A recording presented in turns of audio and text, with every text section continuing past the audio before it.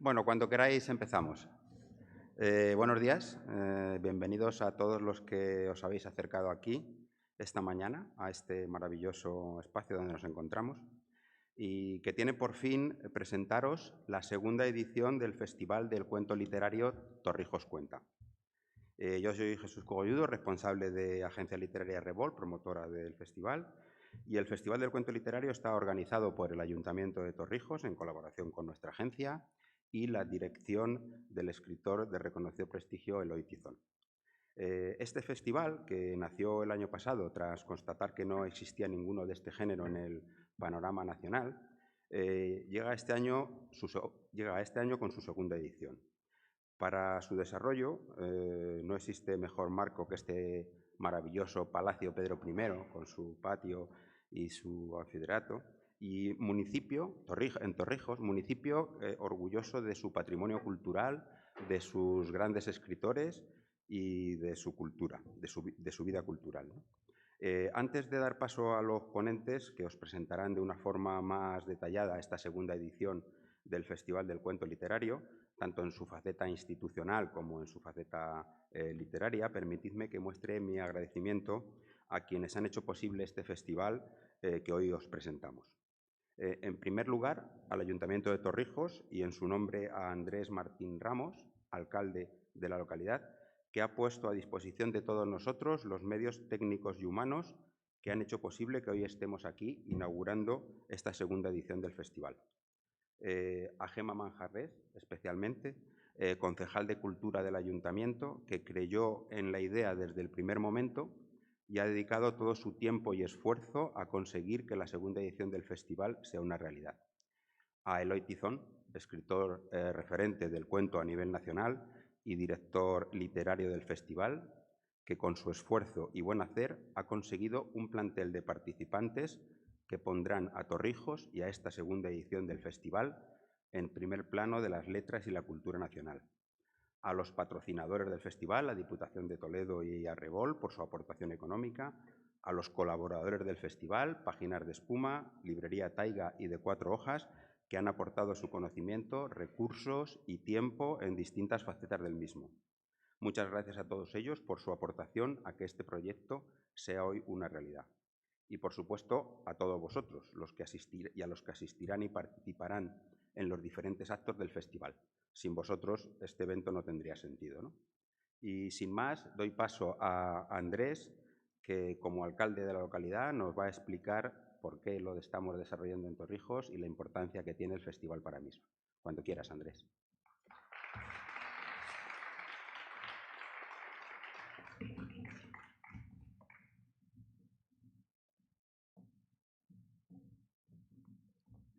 Buenos días a todos.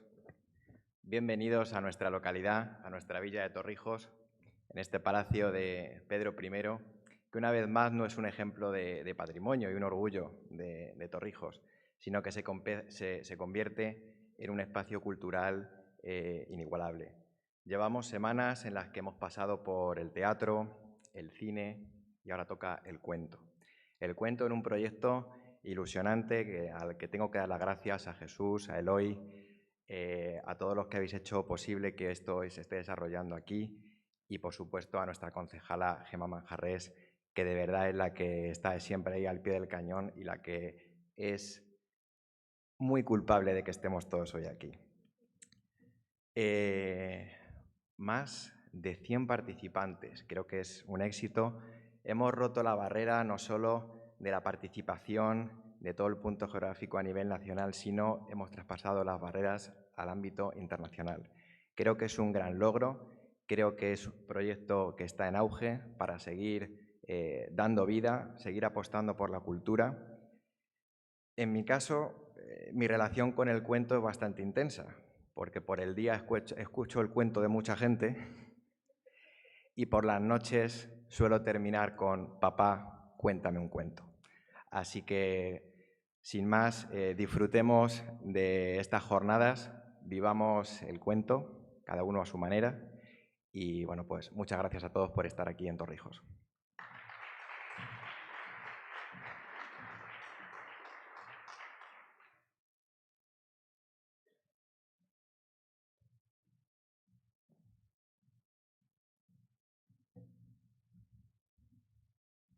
Muchas gracias, Andrés. A continuación os dirá unas palabras desde el punto de vista del programa literario del festival, Eloy Tizón. Eloy Tizón es natural de Madrid y como escritor es en la actualidad uno de los referentes de la narrativa breve en España.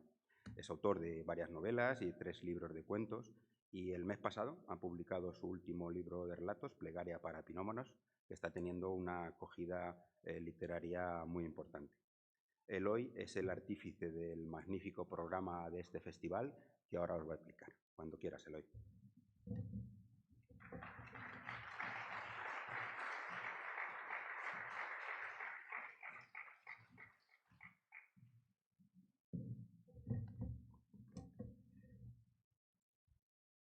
Buenos días, bienvenidos a la segunda edición del Festival del Cuento Literario de Torrijos, Torrijos Cuenta, del que tengo el honor, la responsabilidad y el placer de ser el director. Esta parece una frase sencilla, y lo es, pero también está cargada de emoción para todos aquellos que formamos parte de esta iniciativa. Por una razón básica, mi saludo de bienvenida significa algo muy importante para nosotros: continuidad. No puedo dejar de referirme al hecho de que, aunque como resultado de las pasadas elecciones haya cambiado el color político del equipo municipal de Torrijos, que el nuevo gobierno haya decidido seguir apostando por este festival, sin duda es una buena noticia. Creo que el bien común debe prevalecer por encima de las legítimas diferencias políticas. Y nuestra apuesta por la cultura, precisamente como diálogo, como intercambio, como enriquecimiento a pesar de nuestras diferencias, creo que está en la mente de todos nosotros y es lo que nos ha permitido dar al festival esa continuidad que es imprescindible para poder trabajar con tranquilidad y seguir creciendo.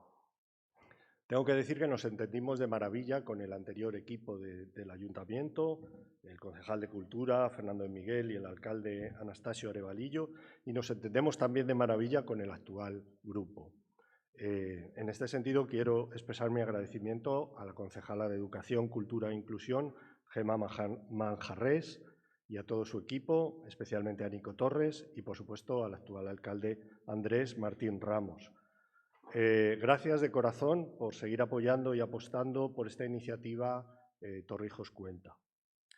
Por mi parte, sigo defendiendo la idea que ya expresé el año pasado de que nuestra ambición está puesta en que Torrijos haga suyo este festival, lo incorpore como una parte más de su tejido cultural. No queremos que este sea un festival en Torrijos, sino un festival de Torrijos, que Torrijos sea la parte activa, el sujeto de la frase. Y por eso me parece clave que la participación de todo el mundo es esencial para la buena marcha del festival. Creo que está en vuestras manos convertir Torrijos, como he dicho alguna vez, en la capital mundial del cuento. Un festival de estas características es fruto de la ilusión, del empeño, las ganas de intervenir en el terreno cultural, que es algo que quedó de manifiesto el año pasado con la primera edición de Torrijos Cuenta. La primera edición, por supuesto, es la semilla, la carta de presentación. Estaba todo por demostrar y creo que el balance fue positivo en todos los sentidos, por el altísimo nivel de nuestros invitados, empezando por la presencia inaugural de Antonio Muñoz Molina, que nos deleitó con una charla magistral que muchos no olvidaremos y que nos ha servido poco para colocar el listón de dónde queremos estar en cuanto a la ambición del festival. No voy a mencionar a todas las figuras que pasaron el año pasado, están todos en la web, por si alguien tiene curiosidad en buscarla, pero considero que desde Muñoz Molina hasta el último de los participantes fueron todos generosos en su entrega y aprendimos mucho de ellos. Por supuesto, nada de esto tendría sentido si no fuese por la respuesta del público que acudió a los actos, que los vio por streaming y que se celebró en este lugar maravilloso que es el Palacio, que solo su visita ya merece la pena, ¿no? Teniendo como referente la buena acogida del pasado festival, en la de este año, que empieza hoy, seguimos manteniendo la misma ambición a la hora de trabajar con rigor, seleccionando a las personas que consideramos que más pueden aportar y más pueden enriquecer al festival desde el punto de vista cultural y creativo. Hemos querido abrir el festival con la presencia de un narrador consagrado, yo diría que venerado por muchos lectores, como es Carlos Castán, que está considerado con toda justicia como un maestro en el difícil arte de la narración breve, un narrador que ha influido mucho en otros narradores de generaciones más jóvenes que lo tienen como referente y del que a continuación podremos escuchar una charla con la escritora y también periodista cultural Esther Peñas, que seguro que nos deparará muchas enseñanzas. Por la tarde habrá 2 mesas redondas de editores y de creadores, o de creadoras, porque son mayoría las mujeres escritoras. A partir de las 5 tendrá lugar, bajo el epígrafe Editar en tiempos convulsos, una conversación entre una editora joven, Ana Martínez Castillo, que ya tiene un bagaje importante al frente de la editorial In Limbo, junto a un editor de más recorrido, más veterano, que es Pablo Mazo, que fue el alma de la editorial Salto de Página, y nos apetecía mucho tener esas 2 visiones desde la experiencia y desde la juventud y también el entusiasmo. Estarán moderados por la escritora y profesora Ana Pellicer, que ya nos acompañó el año pasado y que nos gustó tanto que bueno, la hemos vuelto a invitar y hemos tenido la suerte de que ella acepte. Y a partir de las 7 tendrá lugar la mesa redonda titulada Nuevas visiones del cuento, que reunirá un trío de creadoras muy distintas, muy interesantes, con mucho que decir, como son Valeria Correa Fiz, Eva Manzanares y Virtudes Olvera. Estarán moderadas por el también escritor y profesor Jesús Feliciano Castro, y en esta mesa redonda tendremos ocasión de escuchar fragmentos de sus respectivas obras en una lectura que correrá a cargo de la locutora radiofónica Vanessa Simonca. Con esto se cubrirán las actividades de hoy sábado. El domingo por la mañana queda reservado para 2 actividades también importantes, un taller de relato breve que impartirá el escritor y profesor Manuel Guedán, que también es repetidor, nos acompañó en la pasada edición y hubo tan buena acogida de la gente que asistió al taller que bueno, hemos querido darle continuidad a esas clases. Tendrá lugar también la entrega a los premiados del concurso de cuentos y bueno, cerraremos el festival con la participación de las autoridades institucionales. Como extensión del festival, también hay otra actividad que nos gusta mucho, que es acercar la literatura a los lectores jóvenes, a los que creemos que van a ser el futuro, que van a sostener toda la estructura literaria, a través de 3 encuentros en los 3 centros de enseñanza de Torrijos, donde el pasado martes tuvimos ocasión de que conversaran Valeria Correa Fiz, Eva Manzanares y Jesús Feliciano Castro con los alumnos en un encuentro pues, lleno de vitalidad, de curiosidad, de inquietudes, con un público además que no se corta nada a la hora de hacer preguntas y plantear una conversación que fue deliciosa. Consideramos también muy importante en ese afán por acercar la cultura que haya un punto de venta de libros, como hay, habéis podido verlo fuera, para que cualquier persona que lo desee pues, pueda comprar su libro, llevárselo firmado por el autor o por la autora. Y esto es posible gracias a los amigos de la librería Taiga de Toledo, quienes generosamente han apoyado este festival desde el principio. Coincide que hoy se celebra el Día de las Librerías, 11 de noviembre. Qué mejor momento para comprar un libro, o 2, o 3, o 4, o los que nos permita nuestro presupuesto. Si me permitís referirme a mi propia experiencia, tengo que dejar constancia del interés y la curiosidad que este festival suscita en muchos lugares de España y también fuera de España, sobre todo en Latinoamérica, como es lógico por el idioma común, porque en bastantes de las entrevistas que estoy haciendo ahora con el motivo de la promoción de mi libro, con mucha frecuencia una de las preguntas es sobre el Festival de Torrijos. Y me doy cuenta de que despierta mucho interés, mucha curiosidad y muchas ganas de seguir de cerca el desarrollo del festival, que, como decía Jesús, es único hasta ahora en España, un festival dedicado al cuento literario. Creo que esto dice mucho de ese interés que despertamos en los demás, en un festival que es todavía joven, solo lleva 2 ediciones, pero que sí ha nacido con esa aspiración de dejar huella y convertirse en un referente en lo que se refiere a la narrativa breve en nuestro país, y yo creo que vamos camino de serlo. Por último, quiero cerrar mi intervención agradeciendo a todos los implicados en la buena marcha del festival, a las entidades colaboradoras, a la editorial Páginas de Espuma, a Inés Volpe, desde Cuatro Hojas, que dará cobertura al festival desde su propio canal de YouTube, a las autoridades políticas con las que nos hemos sentido muy arropados en todo momento, al jurado de especialistas que se ha encargado de valorar y dictaminar cuáles son los mejores candidatos al premio, finalmente seleccionar y premiar uno.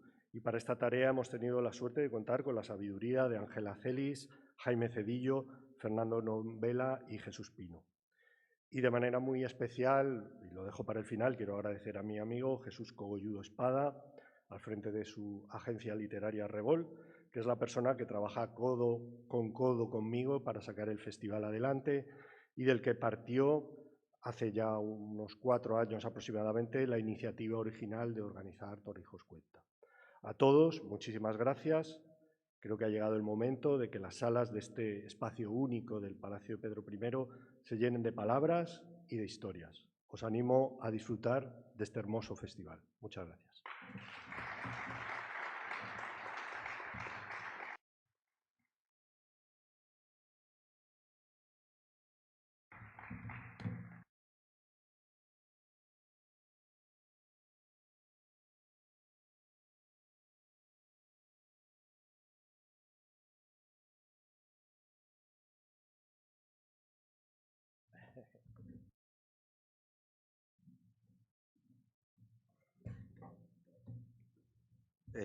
Muchísimas gracias, querido Eloy.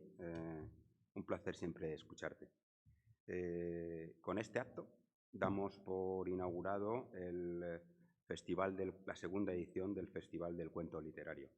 En unos minutos, 4 o 5, podremos disfrutar, para inaugurarlo, en este magnífico espacio, del primer acto del festival. Será un encuentro literario con el gran escritor Carlos Castán Aldot en conversación con la periodista cultural y escritora Esther Peñar Domingo. Muchas gracias a todos.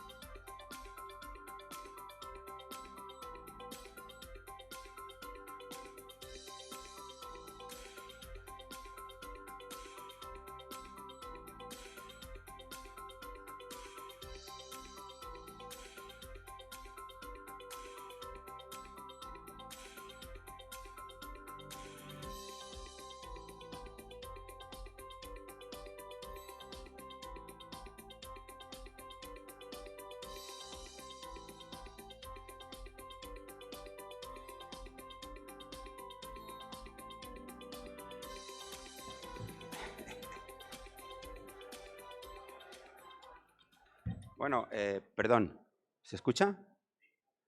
Cuando queráis vamos a empezar con el primer acto del festival. Para inaugurar la segunda edición del Festival Torrijos Cuenta, contamos en esta una charla que van a desarrollar entre Carlos Castán y Esther Peña, cuando queráis. Muchas gracias.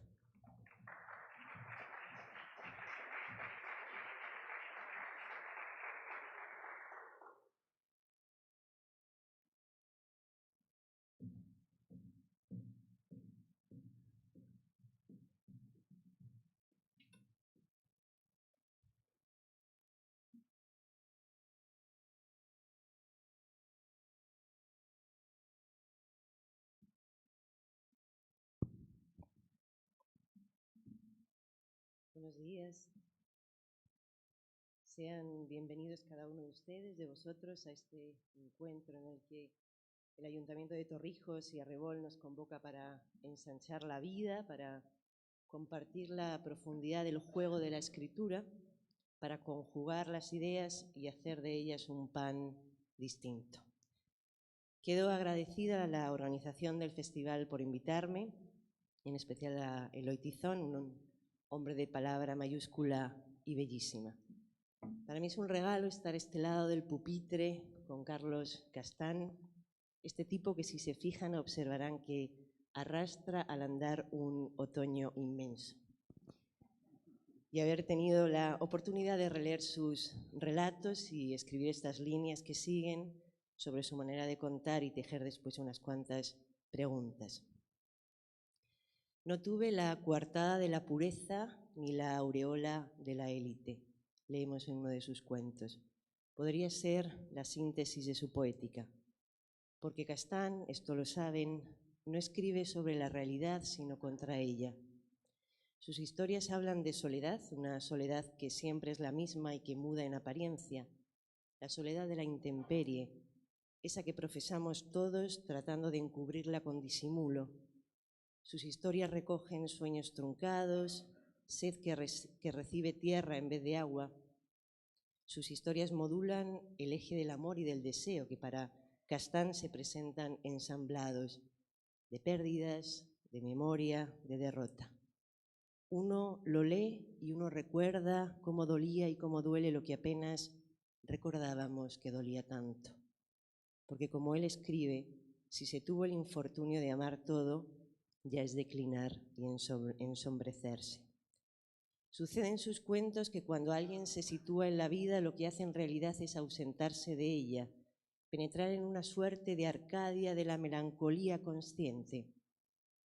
Sus personajes se sujetan maltrechos con una especie de don perverso de los muertos.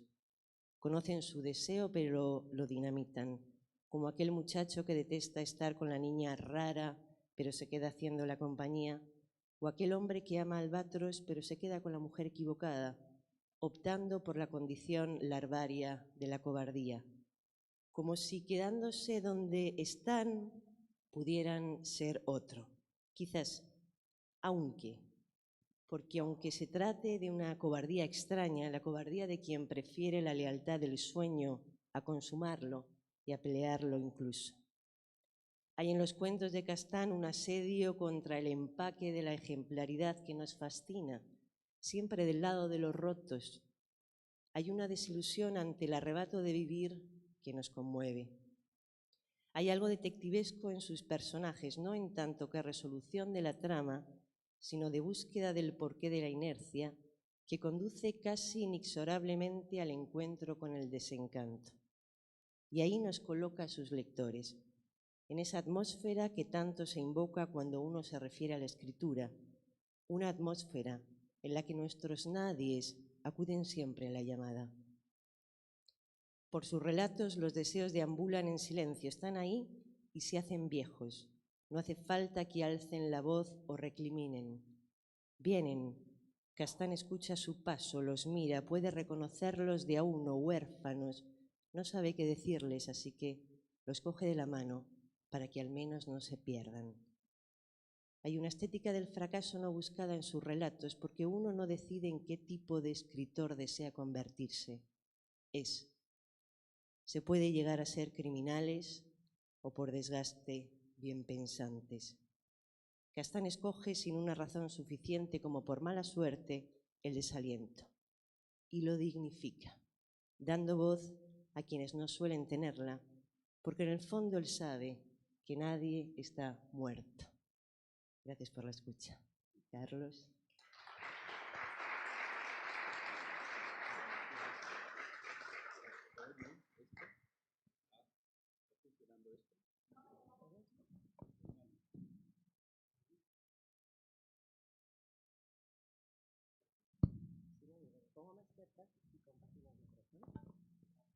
¿Qué te parece? Bueno, compartimos.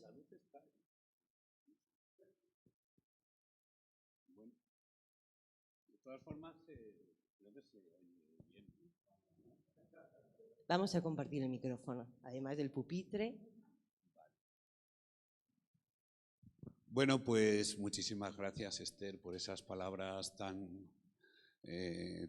bonitas y tan conmovedoras y que, bueno, creo que recogen, que sintetizan muy bien lo que es la naturaleza de mis cuentos. Aunque claro, hablar de tantos cuentos, o sea, predicar algo de tantos cuentos diferentes a la vez es muy difícil, es la dificultad que tiene. Pero bueno, como habéis podido ver, pues un poco pues la alegría de la huerta, ¿no? O sea, es por lo que nos ha contado Esther. Quizá un poco a mi pesar, ¿no? Porque yo sé que tengo como esta etiqueta, ¿no? de persona así como melancólica, otoñal, derrotada, etcétera. Y sin embargo os puedo asegurar que a mí lo que más me gusta en esta vida es pasármelo bien y reírme. Pero bueno, algo sucede cuando uno se pone a escribir y pues sale lo que sale y uno bucea por donde bucea, ¿no? Pero bueno, muy agradecido por esta presentación y nada, a ver qué más me quieres preguntar. Bueno, vamos a empezar para encarrilar. Vale, gracias. Para encarrilar nuestra... Sí, mejor así porque es como más dinámico, ¿no? Que tener que... Vale.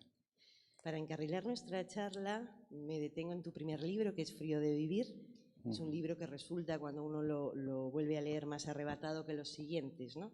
Como si a partir de ahí hubiera cierta contención, pese a que también hay cuentos de cierta impetuosidad, ¿no? Casi urgentes. Me gustaría saber qué se gana y qué se pierde con el devenir de la escritura, ¿no? Cuando uno deja atrás esa inocencia primera. Sí, a ver, yo es que me di cuenta de que Frío de vivir era un libro como demasiado convulso en algunos momentos, ¿no? Como demasiado arrebatado. De alguna forma esto, por un lado, parece ser que es lo que hizo que el libro fuera de alguna manera reconocido o que alguna gente, precisamente el valor que le viera fuera ese, ¿no? Pero digamos que sí que es verdad que yo cuando abordé el siguiente libro, que se llama Museo de la Soledad, sí que me propuse intentar manejar un poco o sea, intentar trabajar un poco más la contención, ¿no? A ver, Frío de vivir es un primer libro y es un libro escrito con muchísima rabia. Es un libro de autor primerizo, pero no jovencísimo. Yo tengo ya 30 y tantos años cuando lo escribo, ¿no? Yo había estado siempre... es curioso porque yo siempre me veía a mí mismo como escritor desde adolescente, ¿no? Solo que no escribía, o sea, un poco como hago ahora, ¿no? Es decir, sí, yo tenía como la idea de que en el momento que yo quisiera, pues me podría poner a escribir, porque bueno, estaba en el centro de mis intereses, en mis lecturas, las conversaciones con mis amigos, etcétera, ¿no? Y de repente, sé que lo que voy a decir es una obviedad, ¿no? Pero es como que vi muy claro que cabía la posibilidad de que me muriese sin haber escrito nada, ¿no? Y de repente ese pensamiento tan simplón, tan obvio, me llenó de terror, de pánico, ¿no?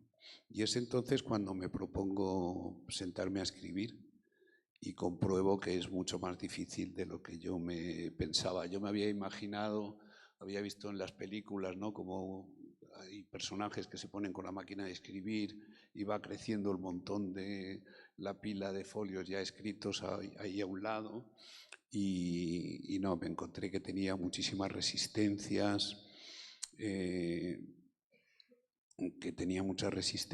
y que verdaderamente me costó bastante, ¿no? Me costó bastante.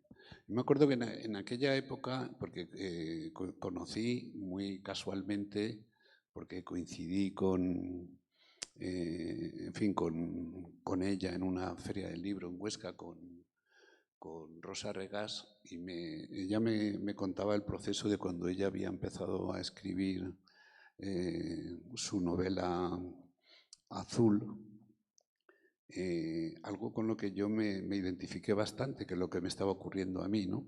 Es decir, es como si supiera ella o yo que el hecho de ponerte a escribir, de ponerte en contacto con determinadas historias, con determinadas áreas de tu mente,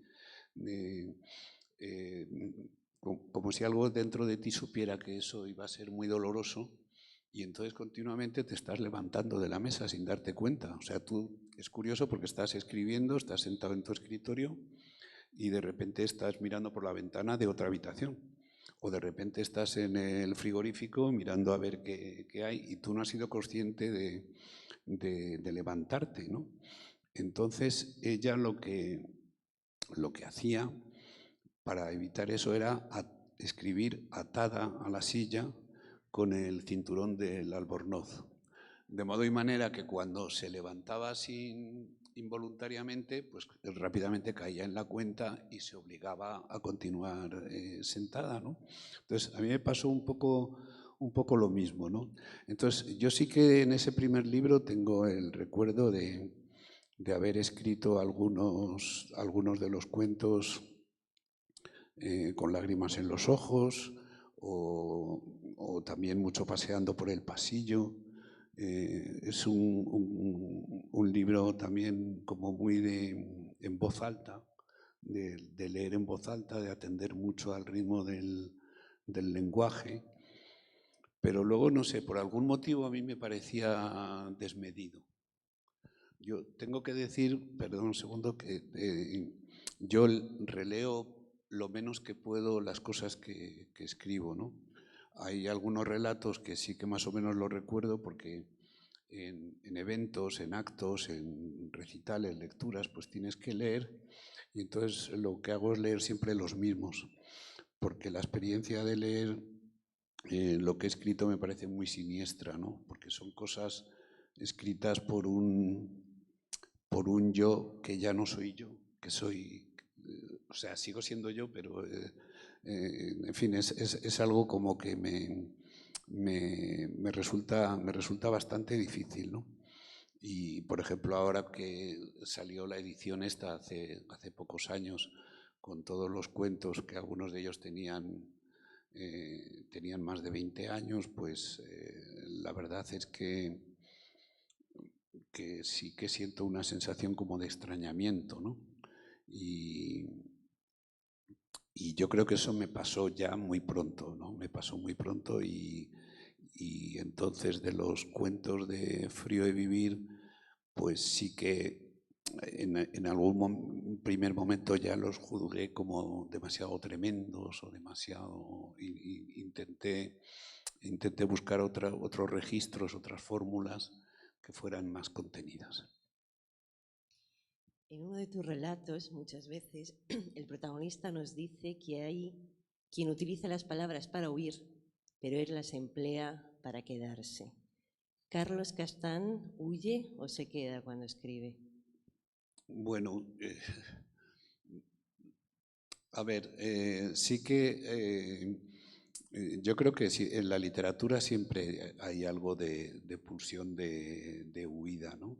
Es decir, siempre hay algo de no estar, digamos, del todo conforme con la realidad, con la vida, y eso te hace también imaginar universos paralelos, situaciones, te permite salir un poco de esa insuficiencia que muestra la vida, ¿no?, a la hora de satisfacer los deseos humanos y demás, ¿no? Entonces, yo pienso que es como una síntesis de ambas cosas, ¿no? Porque por otro lado, también al escribir, yo lo que intento es también saber lo que me pasa, explorar la realidad. O sea, no busco tampoco una huida como demasiado radical, ¿no?, que me sacara realmente, ¿no?, de mi mundo, sino que también le escribo para entenderme, ¿no? En ese sentido podríamos decir también para quedarme, para conformarme, para saber qué es lo que está ocurriendo, ¿no? No sé si responde mucho a la pregunta, pero yo creo que hay algo de las dos cosas, ¿no? De una necesidad de huida que obedece a un descontento, a una insatisfacción, y que yo creo que tiene que ver muy genéricamente casi diríamos con toda la literatura, o por lo menos con toda la literatura de ficción, pero luego también hay una necesidad de la literatura para asirse uno al mundo y para saber quién es. Leo en otro de tus cuentos, el reloj de pared de la sala, antes que marcar las horas de un mundo real ahí fuera, señalaba cucharadas de jarabe, la pastilla de la tarde, la de antes de dormir, huevos pasados por agua o vasos de leche con miel. ¿Qué marca las horas de la escritura? Bueno, sí, el fragmento que has leído, bueno, intenta crear una atmósfera, ¿no? Una atmósfera de enfermedad, de hastío. Y yo cuando escribo intento intento crear atmósferas, pero intento hacerlo desde otra frescura, ¿no? Desde otra... En fin, no podría escribir estando en un estado demasiado abatido, ¿no? Entonces, no sé, lo que marca las horas de la escritura, pues no sabría decirte. Yo es que he escrito en muchísimas circunstancias, ¿no? Generalmente, yo creo que cuando más he escrito ha sido paseando por la calle. O sea, va uno caminando por la calle y se le van ocurriendo cosas, etcétera. Luego llegas a casa y de alguna forma las anotas, muchas se han perdido o incluso no entiendes tan bien por qué veías tan claro que con eso querías hacer algo, ¿no? Pero yo no soy un escritor disciplinado que se sienta a una determinada hora y se pone a escribir y a ver qué sale, y si sale algo bien, y si no, se intenta al día siguiente, sino que voy elaborando un poco no solamente las historias, sino incluso la propia redacción, la propia sintaxis, la voy elaborando en muchas situaciones diferentes, ¿no? Y no sabría decirte qué es lo que marca el tiempo de la... Esa pregunta me parece muy difícil, ¿eh? ¿Qué es lo que marca el tiempo de la escritura? No lo sé, sinceramente. Bueno, antes comenzabas tu intervención diciendo que a pesar de la atmósfera, a pesar de la melancolía, a pesar del otoño, ¿no? Tú eres un tipo muy vital. ¿Qué diálogo? No, tampoco tanto. Tampoco tanto, no nos Pero- vengamos arriba. No. Moderadamente vital. Vamos Sí. a dejarlo ahí. Sí. ¿Qué diálogo ha de establecerse entre una biografía y la obra del autor, ¿no? Pienso en los casos problemáticos que tenemos todos en la cabeza, como Céline o Edgar Pound o Heidegger, pero ¿de qué modo tienen que hablar esos dos territorios, ¿no?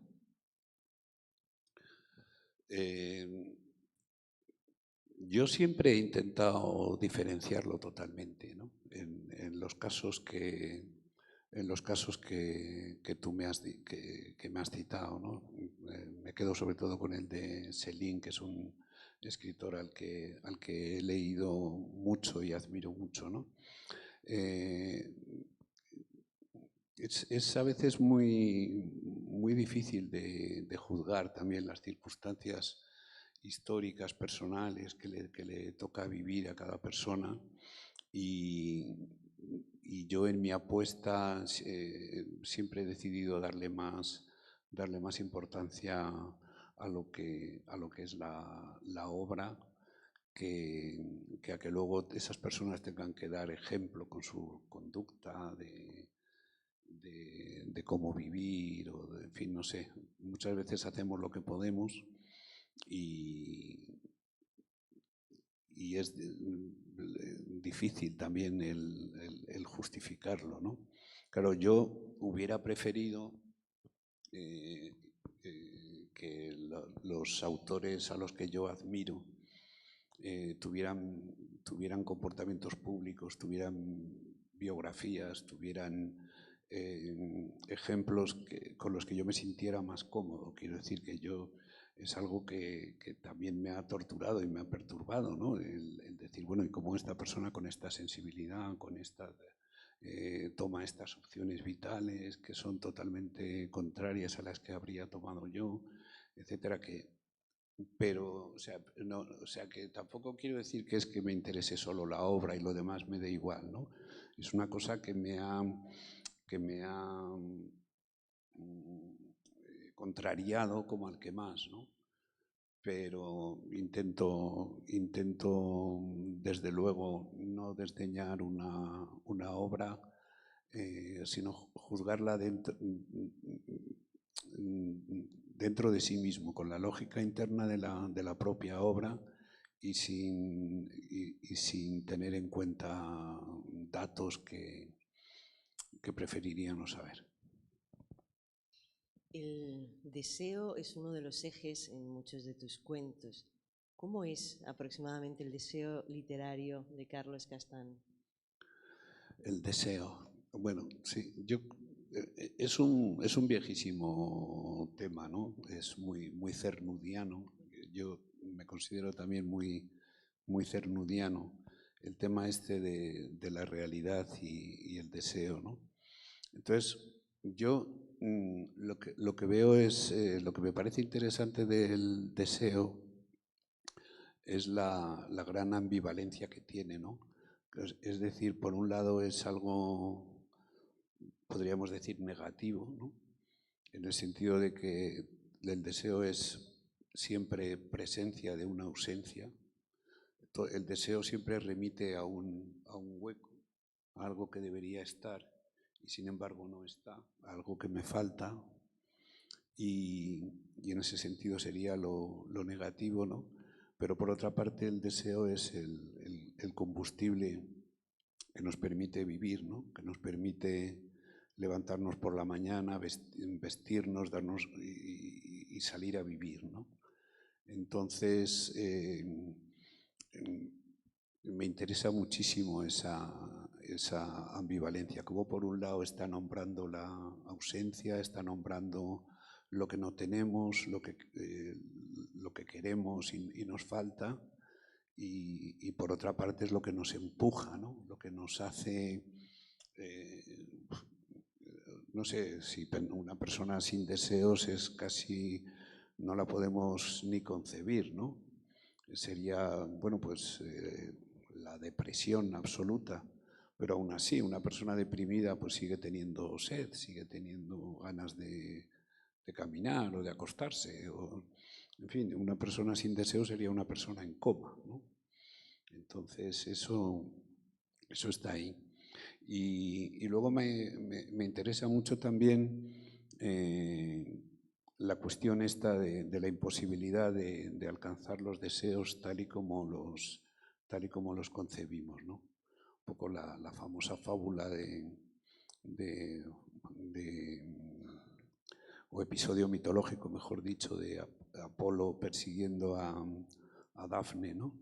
Y como cuando está a punto de darle alcance, pues se convierte en un arbusto de laurel, ¿no? Es decir, como apenas terminamos de conseguir lo que queremos, entre nuestros propios dedos vemos cómo se transforma en algo diferente, que ya no es lo que queríamos, ¿no? Creo que eso está mucho en mis cuentos, de una manera o de otra, ¿no? Estoy pensando en El huérfano, por ejemplo, pero creo que son decenas, ¿no? Los cuentos que de alguna forma, y desde diferentes ángulos, espero, ¿no? Pero están contando más o menos esta misma historia, ¿no? Cómo se lucha por alcanzar algo, pero una vez logrado resulta que no termina de ser justamente lo que se quería, ¿no? lo que se pretendía.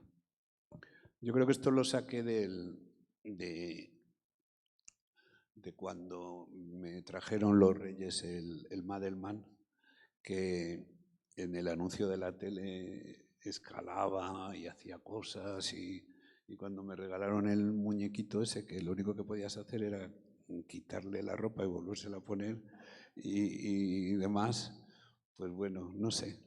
Yo creo que todos los niños aprendemos demasiado pronto que los juguetes son muchísimo más bonitos en el escaparate de la juguetería que cuando te los han comprado. Al segundo día están ya debajo de la cama, no les hacen ni caso. Y bueno, yo creo que esto es un poco metáfora de la vida también. Bueno, disculpa lo psicoanalítico o lo metafísico de la pregunta, pero ¿uno escribe siempre desde una herida?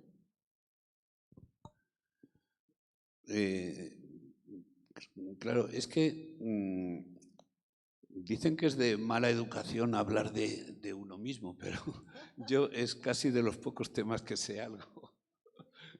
Sinceramente, no tengo grandes teorías, no tengo grandes poéticas, ni grandes ideas acerca de cómo debe ser un cuento, ni demás. Entonces sí que suelo hablar desde mi experiencia, ¿no? Aunque soy consciente de que mi experiencia tiene un interés menos que relativo, ¿no? Pero bueno. Yo creo que sí que se escribe siempre desde una herida. Vamos a ver, hablo en términos muy generales, ¿no? Siempre puede haber excepciones, se te puede ocurrir un divertimento, se te puede ocurrir. Pero un poco lo que impulsa a escribir, yo pienso que al menos en mi caso, es siempre un descontento, ¿no? Ya lo decía también Vargas Llosa, y bueno, son muchos los que lo han dicho con unas palabras o con otras, ¿no? Una persona satisfecha no escribiría nada, se dedicaría, si es un poco listo, a vivir su felicidad, ¿no? Si escribimos es pues porque algo nos ha hecho daño, o porque, como decía al principio, no me voy a repetir, ¿no? En la búsqueda también de un universo que sea como más habitable, más cálido, o por lo menos diferente, con unos problemas diferentes a los que tú tienes. En fin, esa pulsión un poco de huida, de escape, ¿no? Yo soy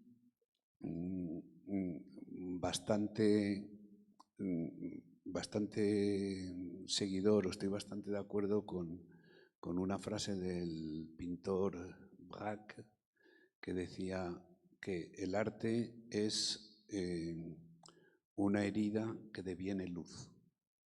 Entonces, digamos que eso para mí es como un ideal, ¿no?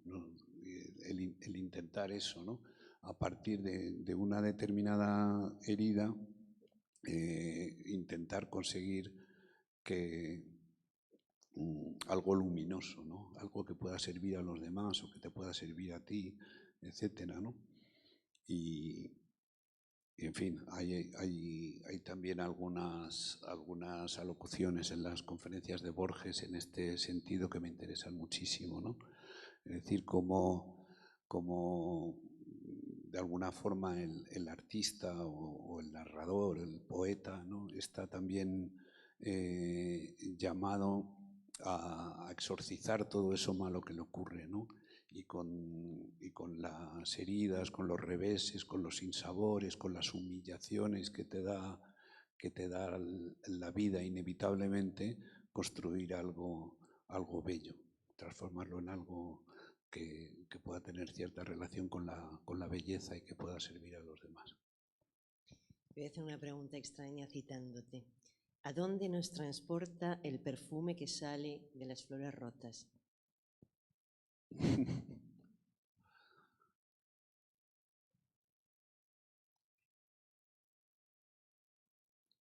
¿A dónde nos transporta el perfume que sale de las flores rotas? Eso lo he escrito yo. Bueno, no sé si a lo mejor a continuación viene la solución, ¿no? Si quieres que te sea sincero, no lo pongo ahora mucho en contexto, ¿no? Pero yo supongo que querría hablar también de un poco de la fascinación que produce también el fracaso, ¿no? Que es otro de los temas que a mí de alguna manera me han interesado, ¿no? No me han interesado tanto las figuras de los triunfadores y demás como aquellos que buscan su lugar en el mundo, que no terminan de encontrarlo, etcétera, ¿no?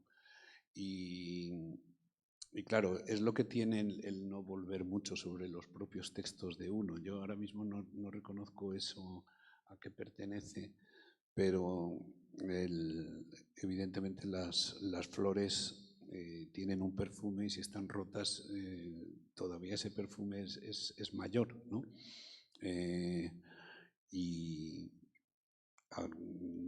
no sé ahora mismo a dónde nos conduce, pero vamos, que sí que lo reconozco como un tema bastante mío también, el de la seducción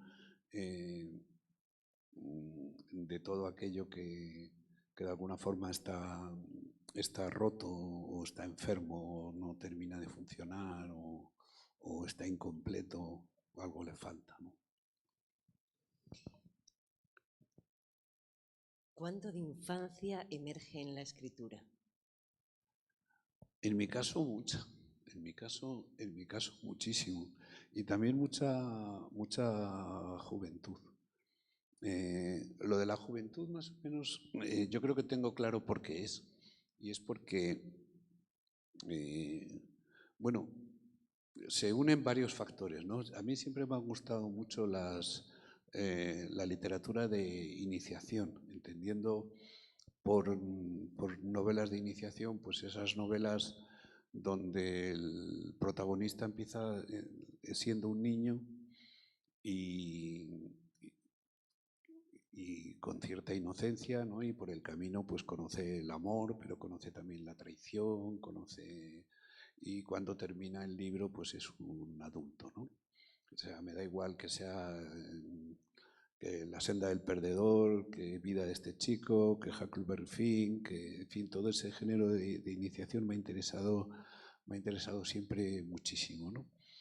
Pero luego también yo es que me he dedicado durante 32 años a ser profesor de instituto y por la asignatura que yo impartía, que era filosofía, pues que es una asignatura de bachillerato, ¿no? O sea que he dado clase a gente de entre 16 y 18 años durante mucho tiempo, ¿no? Claro, y eso hace que no se te olvide tan rápido tu propia juventud, ¿no? Yo pienso que todo el mundo recuerda su juventud, ¿no? Pero si encima estás año tras año delante, o sea, tú vas haciéndote viejo, vas haciéndote mayor, pero siempre tienes enfrente en el aula a gente con la misma edad, ¿no? Que se siguen dando collejas como antes, que se siguen haciendo ojitos, que se salen parejas en la clase, que estás siempre viendo eso y te cuentan sus historias, y es casi como si el tiempo no pasara. Y ese sería un poco el motivo por el que en mis relatos, a pesar de ser ya una persona bastante crecidita, hay tanto joven y tantos amores adolescentes y tantos proyectos de vida, y mis personajes suelen ser bastante más jóvenes que yo, ¿no? Y lo de la infancia pues también es algo que me ha gustado conservar, que he reflexionado mucho ya siendo mayor sobre mi infancia. Y no sé, en términos psicoanalíticos que decías, pues me imagino que bueno, pues van aflorando microtraumas, ¿no? Pequeños microtraumas, cosas de las que no eras consciente mientras ocurrían, y luego ya de mayor pues les das una vuelta, ¿no? Y ves a tu familia de otra manera y la relación, y vas descubriendo cosas que no entendías y con el tiempo entiendes. Yo pienso que eso es muy atractivo, y también desde el punto de vista literario todo el mundo de los secretos familiares, ¿no? Porque todas las familias están llenas de secretos, y hay unas relaciones subterráneas que siempre me han interesado mucho, ¿no? Y luego pues la confrontación de la inocencia del niño con lo que va a encontrarse en la vida, y la comparación de todos los proyectos, deseos del niño, todo lo que cree que va a ser, en contraste con la crudeza de lo que luego le ocurre, y lo que hablábamos antes de que la realidad pues no siempre se corresponde con lo que uno había imaginado, ¿no? Pienso en la importancia que tiene el emplazamiento en tus relatos, el lugar, ¿no? Madrid, Huesca, Zaragoza, y además consignas muy concretas, ¿no? Cómo se llaman determinados bares o billares o las calles, ¿no? ¿Por qué es tan importante para ti dónde suceden las historias? Sí, a ver, para mí, claro, es importante porque mi escritura, a pesar de no ser muy autobiográfica, sí que lo es, o intenta serlo, al menos en los escenarios. Y me gusta escribir sobre sitios que conozco.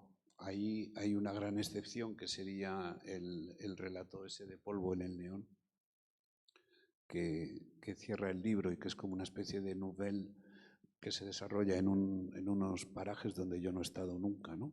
Esa sería la única excepción, ¿no? Pero por lo general a mí me gusta escribir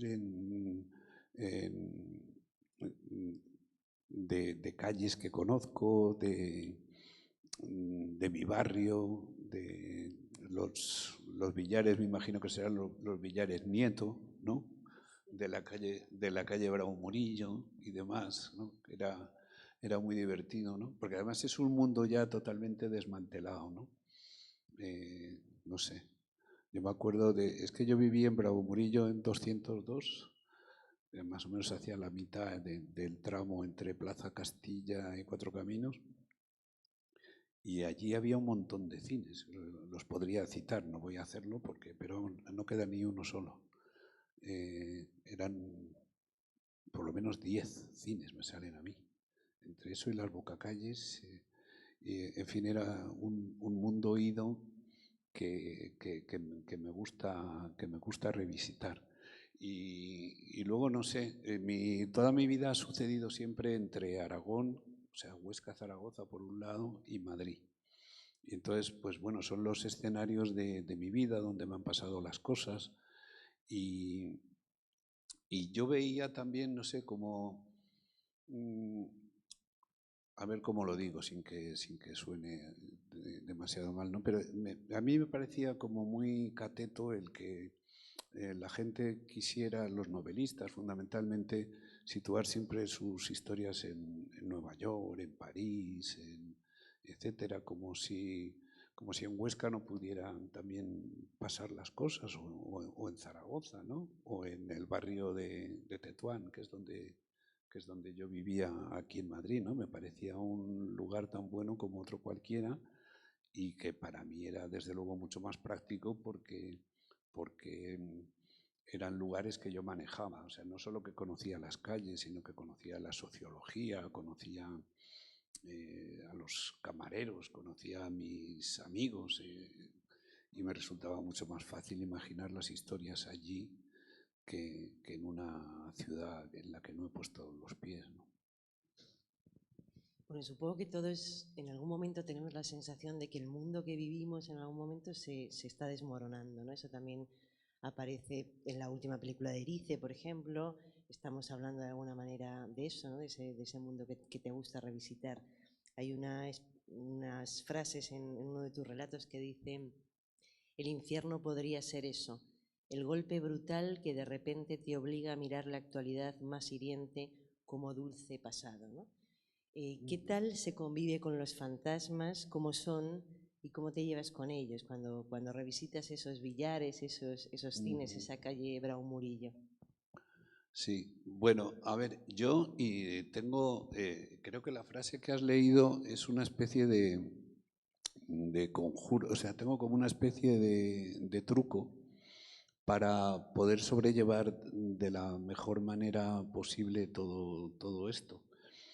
Y es el intentar, es difícil, ¿no? Pero es una especie de juego y es como el intentar concentrarme en algo que es totalmente real y verdad, ¿no? Y es que estoy viviendo en el pasado del futuro. Es decir, llegará un momento dentro de 20 años en que quizá con nostalgia alguien hable de 2023, ¿no? Bueno, pues yo tengo la suerte de estar viviendo ahora mismo en 2023. O sea intento echar la mirada muchísimo más adelante para poder vivir en el pasado, ¿no? Entonces creo que la frase que has leído hacía referencia a eso, ¿no? En cuanto a lo de los fantasmas, ¿cómo se convive con ellos? Bueno, pues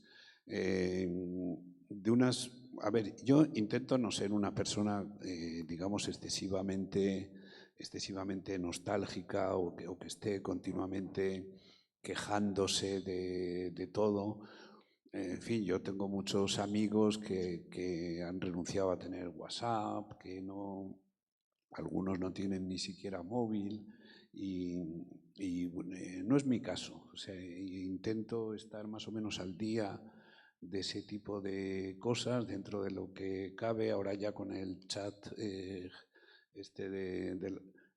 GPT creo que ahí ya paro, pero bueno, hasta ahora pues no sé, saco las entradas de cine por internet, llevo mis billetes de tren en el móvil, es decir, no es una resistencia que esté llevando a cabo, pero sí que es verdad que tengo una gran querencia por lo que Zweig llamaría el mundo de ayer, ¿no?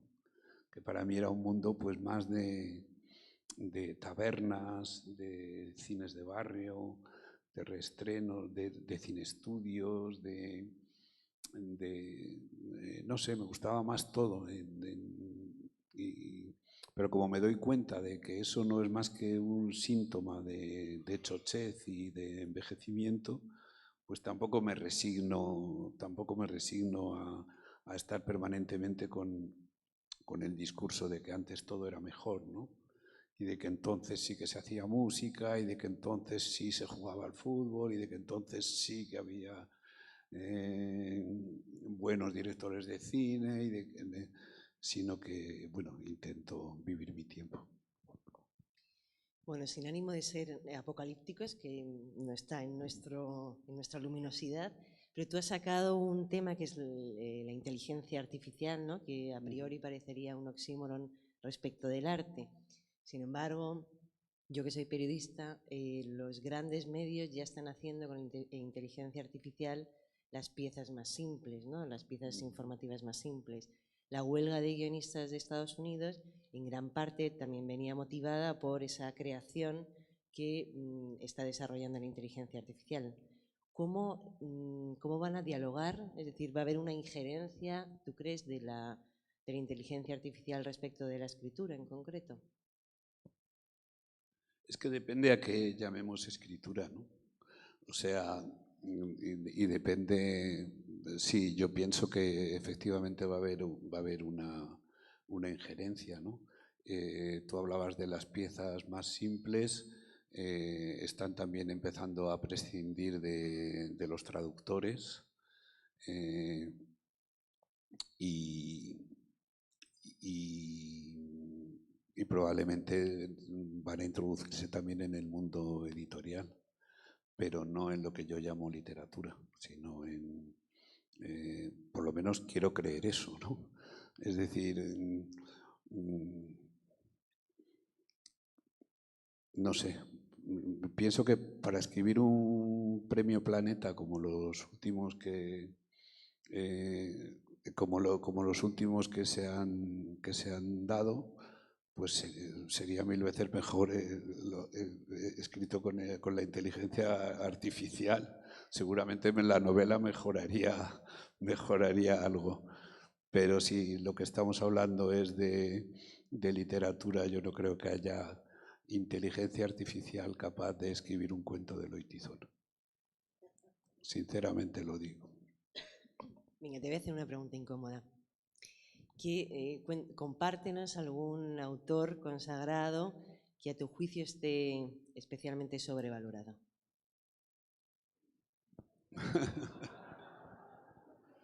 Bueno, a ver, que esté sobrevalorado. Venga, puede estar muerto para no... Pues, a ver, no sé, fíjate, si tenía que haber pensado que me podías preguntar cosas de estas, pero no.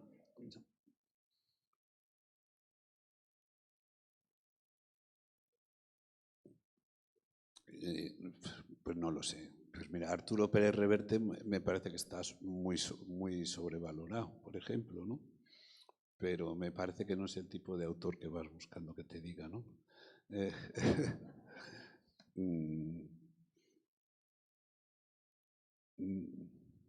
No lo sé, no sabría decirte. No es por incomodidad, ¿eh? Es que, claro, que esté sobrevalorado. No sé, para ti cuál está sobrevalorado.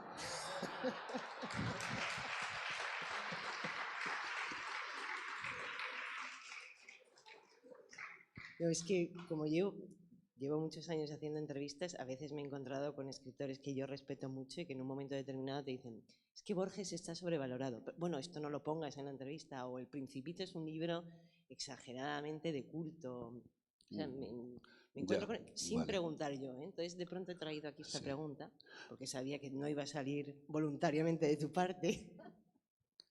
No, yo no soy de los que piensan que Borges está sobrevalorado, ¿no? En eso desde luego.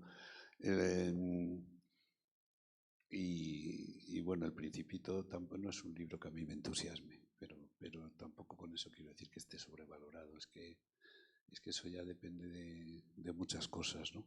Luego también la valoración es muy fluctuante, ¿eh? Es decir, hay autores que están muy valorados y que de repente se olvidan y luego al cabo de unas décadas vuelven a emerger otra vez y no sé, yo no querría defraudarte tanto, pero la verdad es que ahora mismo no se me ocurre así un ejemplo de escritor que esté sobrevalorado. Y me da mucha rabia porque seguro que cuando salga por la puerta diré, pues mira, tendría que haber dicho este, y en ese momento no se me ha ocurrido. Pero bueno, no sé. Además, como esto se graba en streaming, luego pues... En tu relato Cenizas en los labios, ese cuento metaliterario sobre Machado y Pessoa, sí. El protagonista persigue, y te cito, algo que merezca la eternidad. ¿Qué cosas la merecen a tu juicio? La eternidad, pues la merece el arte y la belleza. Es lo que merece la eternidad, para mí, según mi opinión. Ese es un cuento muy curioso, y que yo no sé si queda bien entendido. Es que hay un personaje de Antonio Machado. Antonio Machado tiene un libro que se llama De un cancionero apócrifo, donde va citando poetas que se inventa él como heterónimos, ¿no? Como hacía Pessoa, y pone como unas cuantas líneas de su biografía y 2 o 3 poemas de ejemplo de lo que escribía, ¿no? Y entonces es muy divertido porque hay uno de ellos que se llama Antonio Machado. Se llama Antonio Machado, y entonces él pone, muchos lo confunden con el gran poeta sevillano, pero no, y entonces simplemente sabemos que es un tipo de, creo que es de, en fin, no me acuerdo, pero que es profesor de instituto y que está destinado en Úbeda, en no sé qué y tal, y dice, y muere en Huesca en 1936. Es lo que dice. Entonces yo dije, ostras, es un Antonio Machado que va a morir a Huesca, ¿no? Es un apócrifo, ¿no?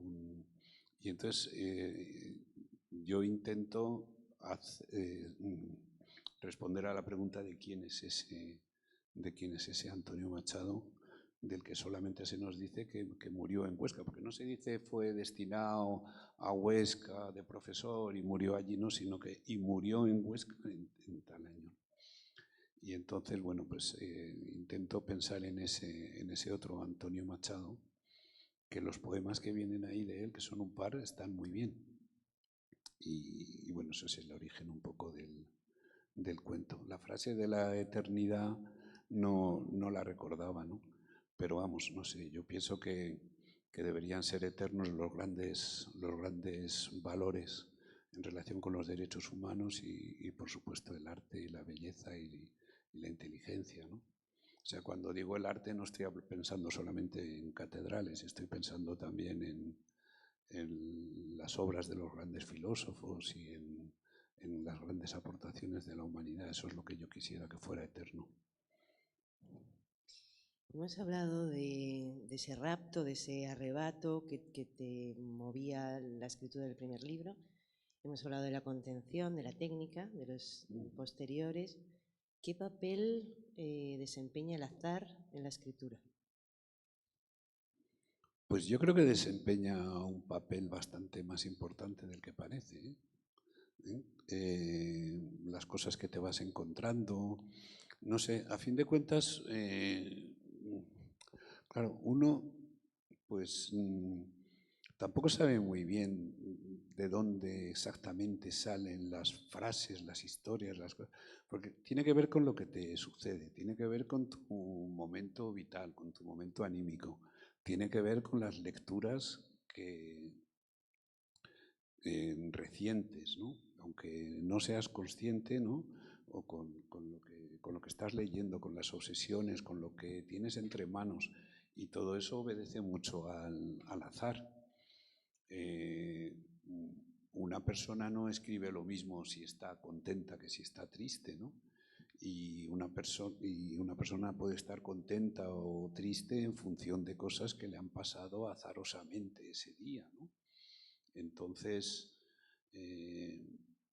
bueno, es casi como una maraña de causas y efectos que, como es totalmente inextricable, pues la confundimos con un ciego azar, ¿no? Pero vamos, todo está en relación. Causas y azares es el título de una bellísima canción de Silvio Rodríguez. Estábamos, bueno, hablando de la escritura y de la lectura, me gustaría que hicieras una reflexión sobre si es mejor leer o hay ciertas cosas que es mejor no leer. En cualquier caso, leer o no siempre. No, yo nunca he estado de acuerdo con eso. Es decir, me ha parecido muy bien que haya campañas de promoción de la lectura y todo eso. Es preferible a que no las haya, pero nunca he estado de acuerdo con quien dice, no, mira, que lean lo que sea, que ya luego pasarán a otro nivel, o primero que empiecen con este tipo de lecturas y luego ya irán alcanzando otras. Y yo creo que eso no suele suceder. Yo pienso que quien se acostumbra a leer libros malos sigue toda la vida leyendo libros malos, y quien se empieza a apreciar la subliteratura quiere más subliteratura, quiere más literatura basura. O sea, es que no conozco casos de gente que haya empezado leyendo bestsellers y luego haya dicho, oye, esto me está gustando, me voy a atrever con Proust, ¿no? O sea, yo no conozco ningún caso. Lo que quieren es pues libros que te lo den todo hecho, que obedezcan a un mismo esquema, para enseguida empiezan a tener claro que la función de los libros es la de el entretenimiento, libros ediciones de bolsillo que luego abandonas en el avión cuando ya has llegado a destino, y yo pienso que es mejor no leer nada que leer determinados libros. Eso sí, para eso es preferible que des un paseo, que pienses, que veas una buena película. El mero hecho de leer por leer como un valor en sí mismo, yo no estoy de acuerdo con eso. Sé que es muy discutible, ¿no? Porque hay gente que dice, no, los niños pues tienen que empezar a leer, pues Teo desayuna, luego pasan al cómic, luego eso sí, ¿no? Pero digamos ya adultos que están leyendo novelas que son de puro entretenimiento y de puro entretenimiento, digamos, para gente simple. O sea, porque es que ya la gente con un determinado nivel de inteligencia ni siquiera le divierte eso ya, ¿no? Pues yo creo que eso no se debe promocionar y que no se debería mezclar con la literatura. Es que lo único que tiene que ver con la literatura es el soporte, que es un libro, que es de hojas de papel que están cosidas. Pero bueno, yo soy de los que me llevo berrinches en la Feria del Libro todos los años, cuando veo las colas de los youtubers, cuando veo las colas que tienen determinados autores que prácticamente no saben redactar. Claro, si me oyeran los libreros me dirían que me callara, ¿no? Porque al final todos son intereses y todo tiene una finalidad económica, pero mi opinión es esta. Compártenos un par de libros sin los cuales no se podría entender el escritor y la persona de Carlos Castán, que han sido seminales en tu vida. Bueno, yo creo que sin lugar a dudas tengo que citar a Julio Cortázar, por muy tópico que pueda parecer, porque es la realidad. Para mí el descubrimiento de este autor cuando yo estaba en el instituto de alumno, pues fue un verdadero descubrimiento, y la verdad es que es muy difícil escoger, es muy difícil. Pero mira, como antes me he escaqueado de un par de preguntas, pues ahora no me voy a escaquear, pero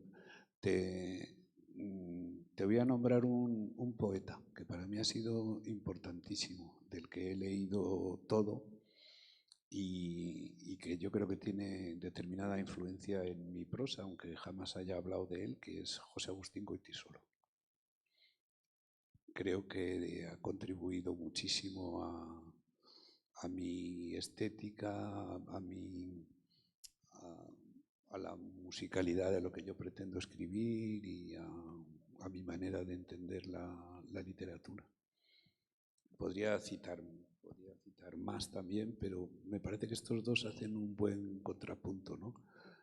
Julio Cortázar como cuentista y también el Cortázar de Rayuela, y luego José Agustín Goytisolo, al que no suelo citar casi nunca y me parece una gran injusticia, sí, porque tuvo muchísima importancia en mí desde muy joven, desde siendo yo jovencísimo. Bueno, mencionas una familia ilustre, ¿no? Los Goytisolo, los Panero sería otra.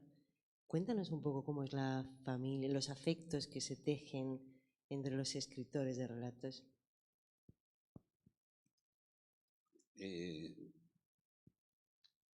Pues creo que nos llevamos mejor que los Panero, en términos generales, ¿no? En términos generales. Bueno, en comparación con los poetas nos llevamos bastante bien, ¿no? Siempre puede haber excepciones, pero vamos, no sé, yo te lo digo sinceramente, yo me siento muy cómodo entre la inmensa mayoría de la gente que escribe relatos, ¿no? Ya nos juntó Juan Casamayor hace muchos años, luego ha habido otros que sois más jóvenes y os habéis incorporado después, ¿no? Pero ya desde hace muchos años con el primer volumen de Pequeñas Resistencias, pues ahí donde nos conocimos con Andrés Neumann, con Hipólito, con Eloy también andaba por ahí, etcétera. En aquel momento había un gran sentimiento de militancia del cuento, de defensa del género, también teníamos como nuestra lista de agravios y había como una gran solidaridad. Y luego eso se ha ido manteniendo. Luego he ido conociendo a cuentistas que en aquella época no conocía, ¿no? Estoy pensando, no sé, pues en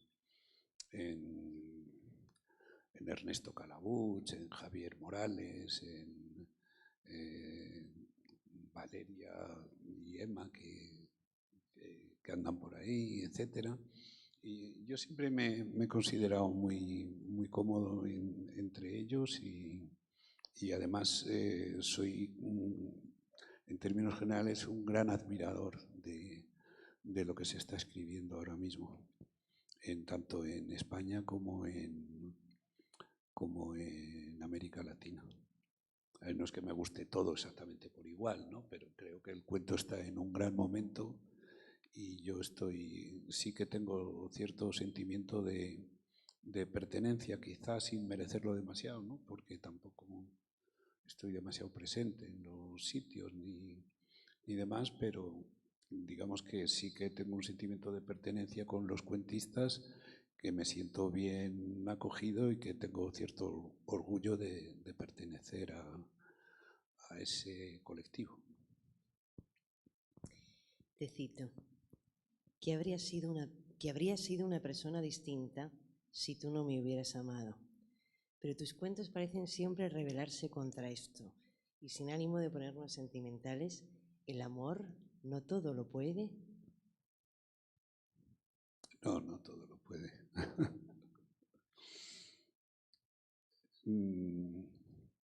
No sé, yo el amor es un tema que aparece muchísimo en mis cuentos, ¿no? Y aparece desde perspectivas, entiendo que muy diversas, ¿no? Y desde los relatos de Frío de Vivir, donde era ese también el arrebato y el arrebato de las despedidas y de los y de los grandes primeros fracasos y demás, hay como una deriva también hacia otro tipo de amor más posibilista, ¿no? Y luego también hay como cierto descreimiento también. Llega un momento, el desencanto ese al que hacías referencia al principio de nuestra conversación, pues muchas veces se traduce también en el terreno amoroso en cierto descreimiento, ¿no?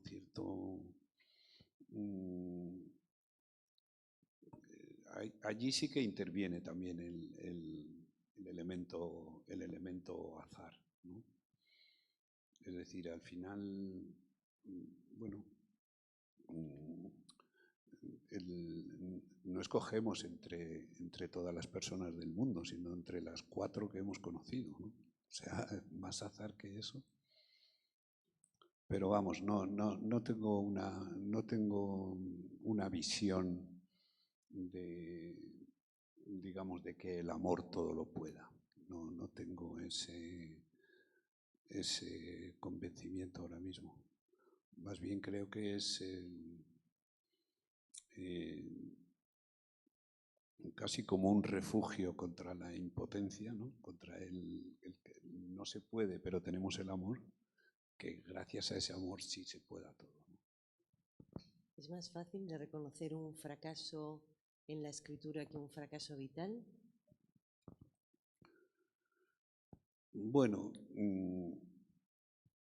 yo no tengo gran dificultad para reconocer fracasos ni en la escritura ni vitales, ¿no?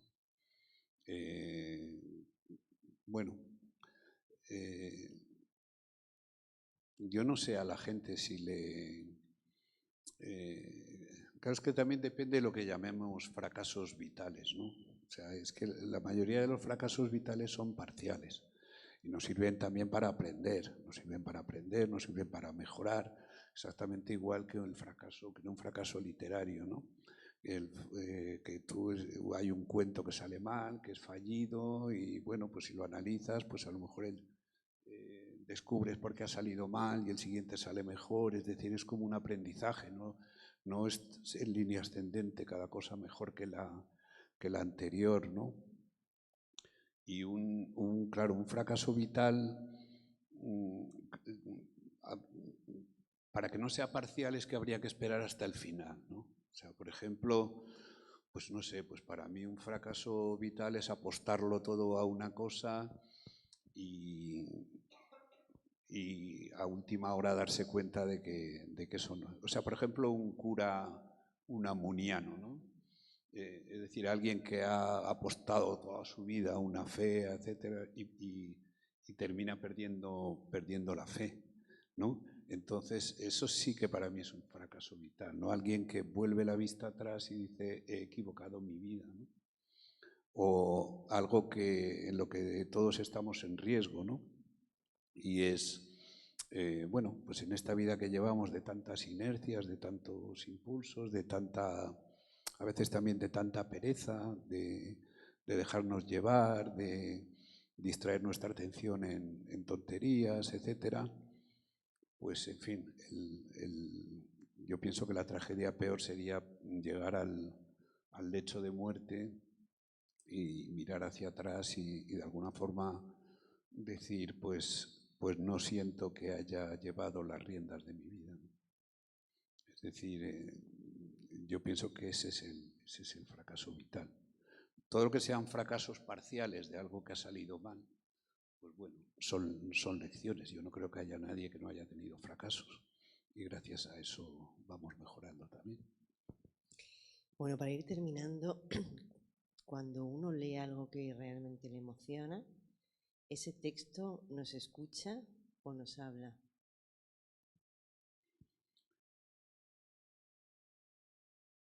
Tenemos la sensación de que ocurren las dos cosas a la vez, ¿verdad? O sea, cuando hay ese texto que dices que verdaderamente te emociona y demás, muchas veces el sentimiento que tenemos es de decir, bueno, pero este autor si no me conoce de nada, cómo de repente está expresando este sentimiento que yo tengo y que no sabía decir, o que yo no encontraba las palabras y sin embargo este hombre o esta mujer, esta escritora me está retratando, ¿no? Entonces es casi como si te leyeran y esa es la gran magia, ¿no?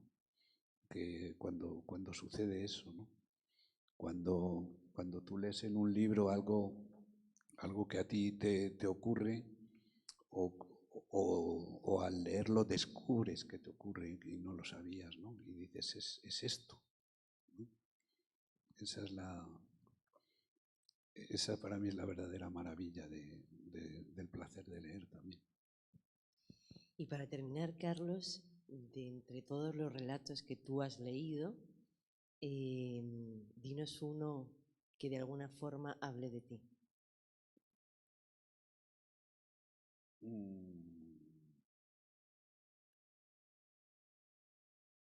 Un relato que no sea mío y que hable de mí.